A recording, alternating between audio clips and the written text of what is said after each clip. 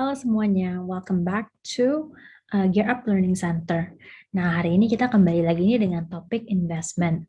Dan specifically hari ini kita akan membahas tentang cap table.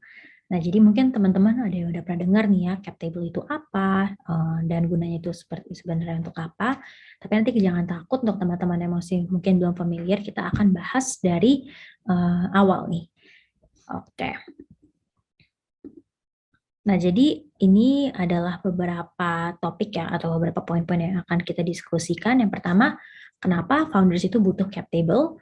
Yang kedua, gimana cara kita manage cap table. Dan ketiga, gimana cara kita manage dilution di cap table kita. Oke, jadi pertama, cap table itu apa sih? Ya kan, mungkin untuk teman-teman yang masih belum familiar.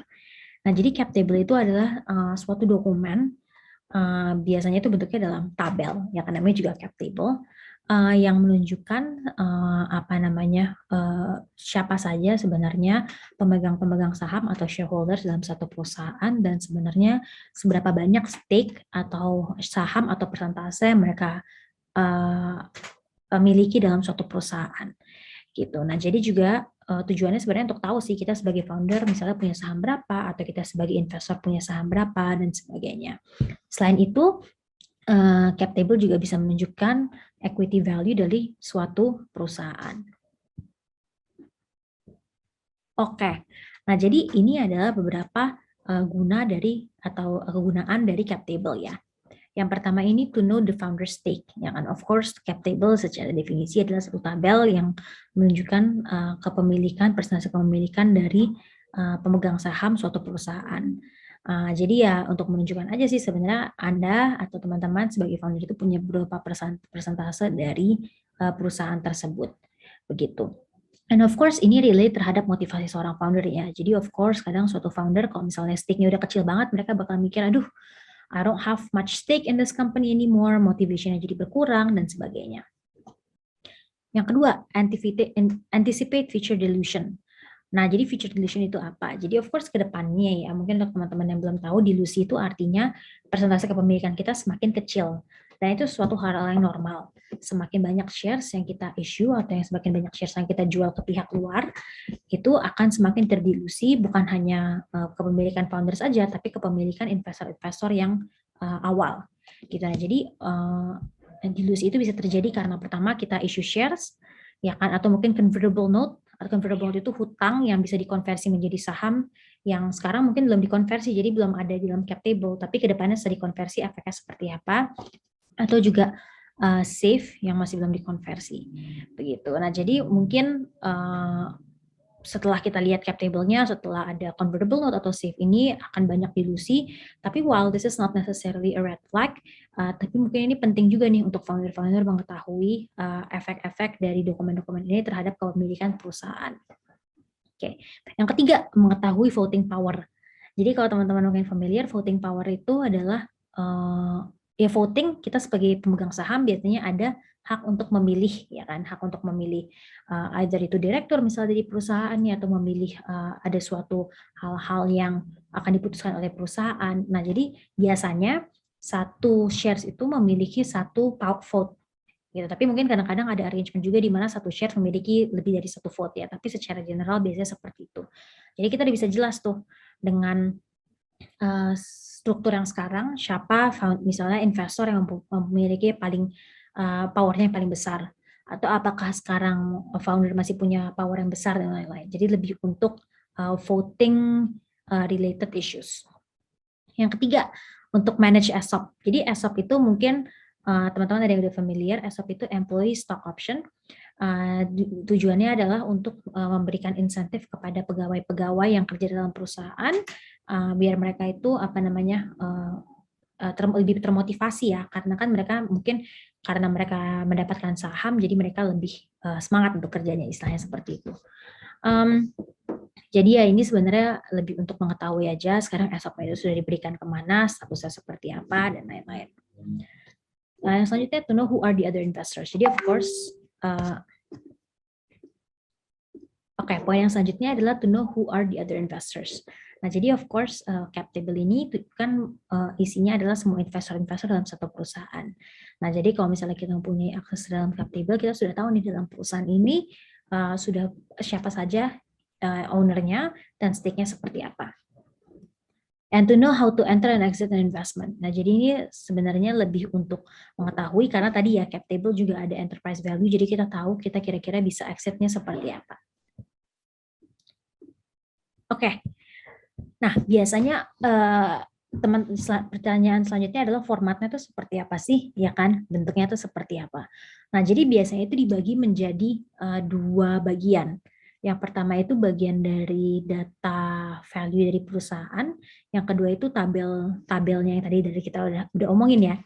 Yang pertama itu biasanya memberitahukan pre-money valuasinya berapa, yang sudah di-raise berapa, post money valuation-nya berapa. Ingat ya, post money itu rumusnya pre-money ditambah amount raise, ownership of new investor. Jadi di round yang mereka raising 50 juta ini, investor baru dapat berapa persen, shares-nya berapa yang sudah di-issue, dan dengan fundraising baru ini berapa banyak shares yang di-issue, which is 5 juta. Jadi total shares yang outstanding setelah investment adalah 51 juta misalnya. Dan price per share-nya di seri yang terakhir itu berapa. Nah, jadi sini sudah dijabarkan nih, founder mempunyai berapa shares, investor A mempunyai berapa shares, investor B, C, D, dan E punya beberapa shares. Nah, ini biasanya dibagi nih jadi beberapa round. Misalnya investor A masuknya convertible common shares, dan untuk investor B dan C masuknya di preference series A. Dan investor D dan E misalnya masuknya di round yang sekarang ya, di series B yang bentuknya convertible note.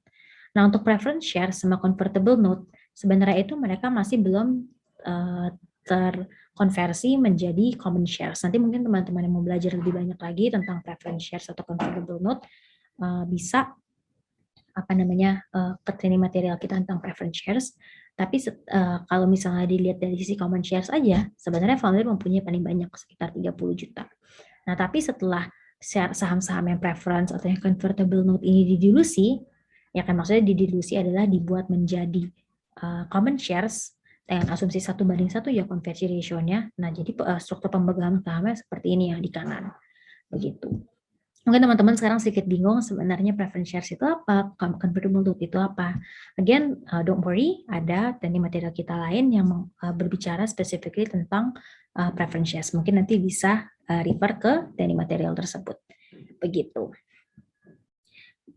Nah, mungkin ini sedikit kali ya penjelasan tentang preference versus common shares itu apa. Ya, karena preference shares itu seperti namanya saham yang preferen ya. Jadi pemegangnya mempunyai beberapa special treatment yang tidak dimiliki oleh common shares. Contohnya ada dividen, misalnya mereka harus wajib mendapatkan sekian macam dividen, atau mereka biasanya harus wajib dibayarkan terdahulu baru common shares, atau mungkin callable. Callable itu adalah company mempunyai hak untuk membeli kembali sahamnya. Convertible, jadi akan dikonversi menjadi saham common atau saham biasa. Partisipasi itu adalah kalau misalnya perusahaan tersebut dijual atau ada peristiwa likuidasi, mendapatkan hak-hak lebih dibandingkan common shares misalnya, dan ada AT dilusi. Dan kalau common shares itu apa? Common shares ya saham yang sudah kita mengerti secara umum. Biasanya itu yang di-issue untuk founder, walaupun kadang-kadang juga ada situasi di mana investor mendapatkan common shares. Begitu. Nah, on a fully diluted basis itu apa sih? Kalau teman-teman lihat ya, misalnya di sini ada fully diluted, ya kan? On a fully diluted basis itu artinya, misalkan preference shares ini sudah dikonversi menjadi common shares, nah pemegang preference shares ini mempunyai berapa shares akhirnya? Begitu. Nah, in general biasanya konversinya itu 1:1. Tapi mungkin ada kejadian-kejadian di mana konversinya bisa lebih dari 1:1. Nah, ini biasanya terjadi kalau misalnya contohnya ada anti dilusi, begitu. Nah, mungkin salah satu pertanyaan yang sering muncul, sebenarnya sehatnya itu founder tuh punya berapa persen ownership sih, ya kan? Of course kita maunya founders itu mempunyai substantial ownership ya, terutama untuk di company-company yang masih early stage. Begitu. Jadi soalnya kita nggak mau, soalnya kan kayak tadi dibilang ya, semakin banyak kita issue shares, semakin terdilusi pemegang saham yang sebelumnya. Nah, jadi kalau misalnya foundernya dari awal, dari pre-seed investment udah cuma punya 10% misalnya, ke depannya ya pas fundraising di stage selanjutnya, ownership-nya akan terus terdilusi, semakin berkurang. Gitu. Nah, jadi sebenarnya tidak ada rumus atau aturan yang pastinya seperti apa, tapi secara general biasanya seperti ini. Di tahap pre-seed harusnya at least ada 90% kepemilikan dari founder, seed sekitar 70%, Series A 50%, dan Series B 25-50%. Begitu. Dan fun fact aja nih ya, dari 106 tech company yang udah IPO yang mungkin ini lebih ke arah US, biasanya founder ownership mediannya sekitar 15% dan average-nya 21%. Begitu. Nah, ownership ini penting. Kenapa penting? Karena pertama ini determine seberapa banyak kontrol yang founder tersebut punya dalam satu perusahaan. Ya kan, semakin besar ownership-nya berarti semakin besar juga kontrolnya. Nah, ini sangat penting apalagi untuk perusahaan-perusahaan yang masih very early stage, yang masih perlu banyak tuntunan dari founder tersebut. Dan yang kedua, gunanya adalah lebih untuk memotivasi. Jadi kalau misalnya of course misalnya kita baru perusahaan seed stage tapi foundernya baru cuma punya 10% misalnya ownership-nya, of course foundersnya jadi motivasinya kurang untuk membesarkan perusahaannya, karena di mindsetnya lah ini perusahaan aku cuma punya 10%, sebenarnya kan ini juga bukan perusahaan aku dong kalau kayak gitu, begitu. Nah, jadi ini penting banget nih untuk mempunyai significant ownership dalam satu perusahaan. Nah, jadi ini sedikit tips ya gimana caranya manage cap table. Itu karena walaupun kelihatannya simple, tapi semakin lama semakin banyak investor yang masuk, semakin ribet ya kan, dan juga kita semakin banyak punya financial obligation, misalnya kita issue convertible note, issue safe dan lain-lain, ini makin ribet nih untuk manage cap table-nya. Nah, jadi kita harus ada tiga hal yang kita lihat. Yang pertama itu caranya ya kan, kita harus familiar sama basic elements-nya kayak yang tadi kita bilang, dibahas di slide sebelumnya. Ya karena terus habis itu understand the importance of executive alignment and making decision. Jadi kita harus mengerti juga an issue atau di suatu saat-saat di mana kita harus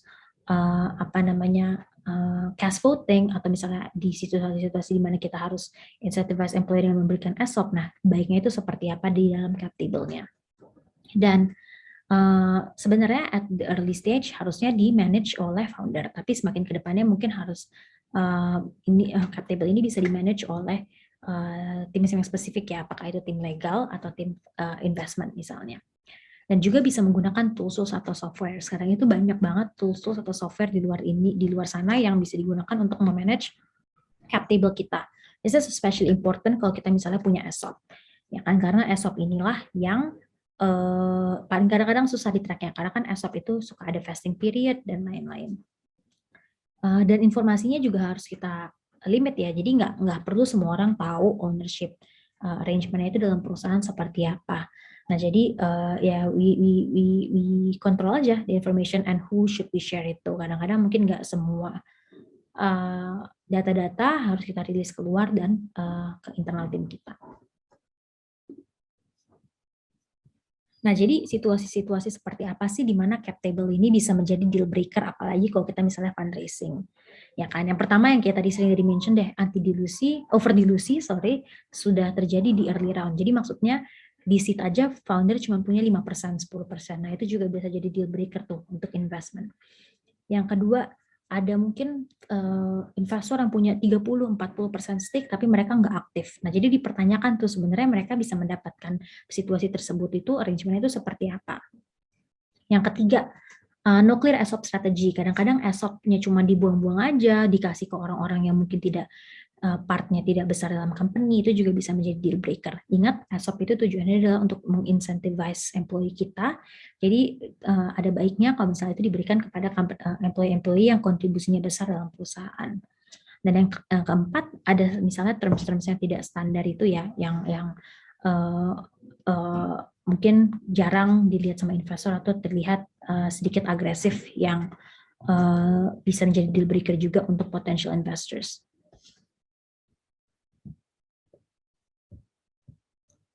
And lastly, how to manage ya kan, raise the right amount of capital. Jadi again, of course it's tempting to raise as much money as possible, tapi kadang-kadang it's not needed. Karena the more money you issue, actually the more diluted the cap table is.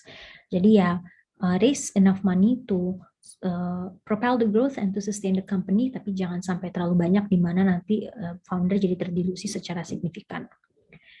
Understand the effect of every investment instrument on the fully diluted share. Jadi again ya, kayak tadi ada convertible note atau ada SAFE yang mungkin secara common share sekarang belum terlihat gitu sebagai ownership, tapi setelah didilusi nanti baru ada, bukan terdilusi, setelah fully diluted barulah terlihat sebenarnya efeknya itu seperti apa dalam cap table. Jadi kita harus ngerti when we enter into an agreement sebenarnya kita akan memberikan apa aja nih terhadap potential shareholders tersebut.